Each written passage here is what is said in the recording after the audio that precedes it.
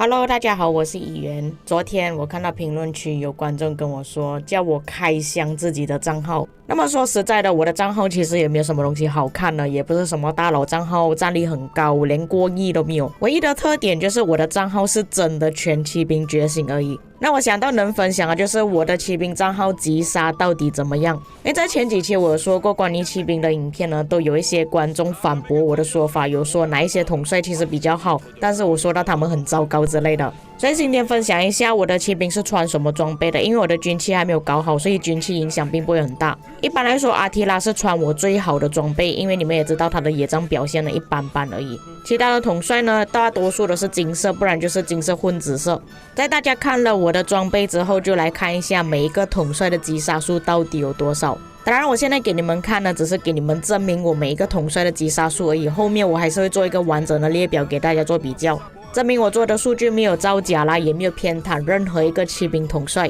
当然中间我也会分享一些我有用的领袖统帅啊，包括图拉真之类的，每个统帅的召唤时间全部都有记录。我平常用最多的2个领袖统帅就包括图拉真跟本多忠胜而已，但是这2个统帅的击杀数呢也没有到非常高啦，所以我不会放在列表里面。我也相信我骑兵里面击杀最少的应该是女骑兵还有杰哥了，这2位统帅我在野战都不会用到的，所以击杀很低。还有一些其他的骑兵统帅比较冷门的，全部我都会分享，因为我打仗是肯定带5队出去的，所以基本上每个骑兵都是会有用过。除了某一些骑兵表现是真的不好，我会放弃去用它之外，其他的骑兵我都是会照常使用。那么到了最后一个元翼金了 ，OK 结束了。那么我们来看一下整理出来的结果是怎么样的。这个列表就记录了我全部骑兵统帅的击杀数。那么我要特别注明一点，每个统帅都有迭代关系，就是讲新的一代可能击杀会比上一代还要更少，所以我们不能以击杀最多的数量来做衡量。在了解之后，我们来开始讲这个统帅吧。那么首先曹操跟元翼金啊，你们没有想到曹操的击杀数是比元翼金还要更高的吧？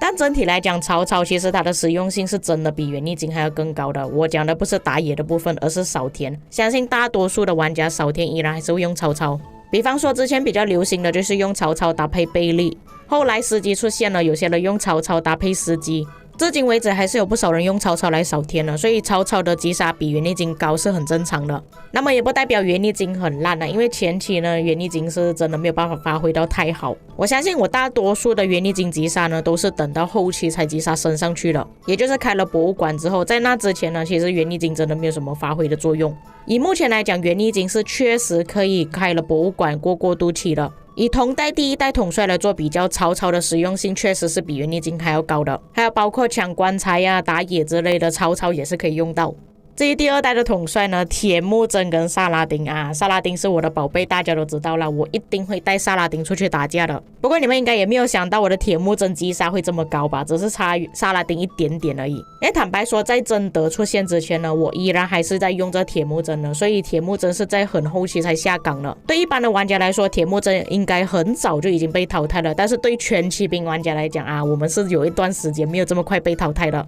所以你们看到我铁木真击杀这么高，也不要感到惊讶。那事实也证明萨拉丁确实是比铁木真还要更好。我相信跟我一样的骑兵玩家依然还在用着萨拉丁的，但是铁木真呢，可能有一些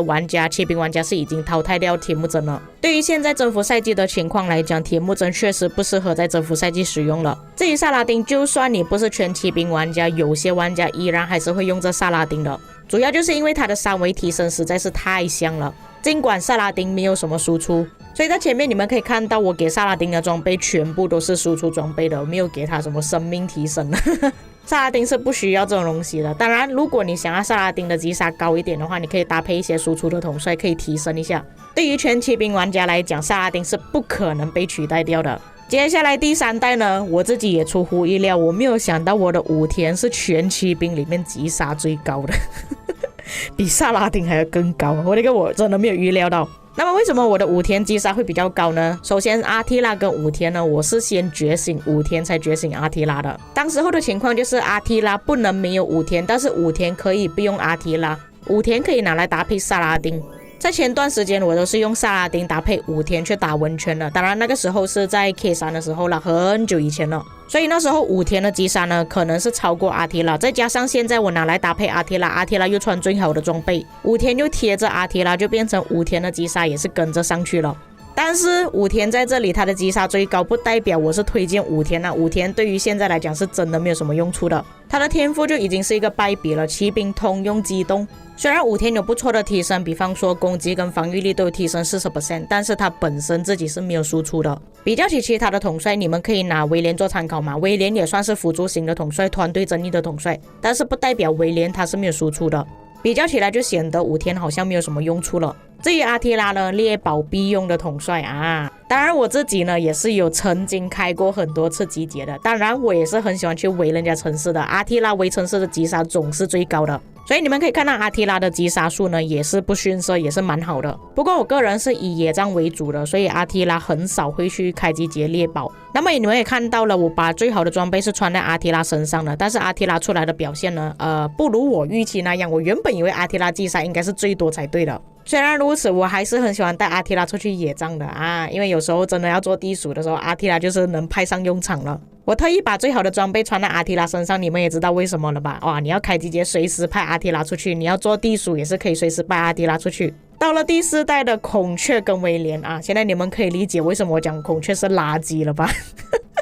我用都不想要去用它。孔雀是我觉醒2次的统帅，第一次讲文本错误归还镜头给我了，我还执意去觉醒它，觉醒它之后还是有带它出来打野战，但它是实在是烂到我不想要去用它的程度，你们明白吗？你们刚刚也听到我说了嘛，我到真德出现为止，我依然还是用这铁木真的，我还宁愿去用铁木真，为什么我不要去用孔雀？所以在这里威廉是直接完胜了。威廉的击杀数呢，大多数都是配合一些统帅，那你们也知道了，之前他是搭配项羽啊，搭配司机，搭配贞德。当然也不意外的，如果之后霍去病出现的话，也有部分玩家可能会用霍去病搭配威廉。威廉的击杀数也就是因为这样子而来的，只能说流水的输出，铁打的辅助。威廉只要地位保得住，他的击杀就会哐哐上升。接下来项羽跟亚德维加，因为亚德维加是驻防统帅的关系，所以不能拿他来做比较。相反的，我们看项羽，其实项羽呢，他的击杀数我觉得有点危险了。你们可以看司机的击杀数跟项羽的击杀数，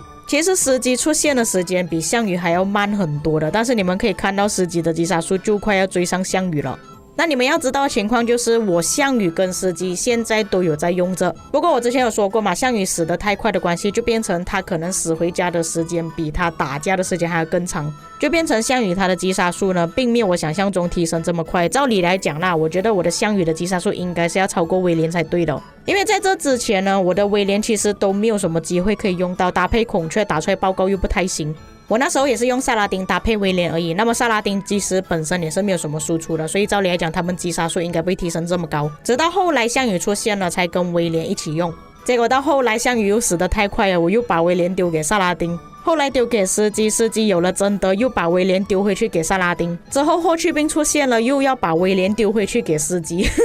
然而项羽的情况就是我的统帅要怎样搭配才不会浪费掉，比方说我的威廉很重要嘛，我搭配项羽就变成我的威廉直接死掉了，变成我的项羽要搭配一些其他的统帅，比方说本多忠胜啊、源义经啊、图拉真、炮王，什么鬼都有试过了，也是避免不了项羽死最快的问题。说实在的，你只是要操控一堆啊，尤其是打温泉的时候，项羽确实是很好，搭配贞德打出去的技能是真的超级怪，但是也只限于温泉而已，你实际上野战了，项羽还是死最快的那个。至于司机跟贝特朗呢，你们应该也看过我之前的影片了，我还特意开直播去觉醒贝特朗。我现在的队伍搭配是贝特朗搭配李成规，特意给他一个 AOE 统帅，但是你们看司机跟贝特朗的击杀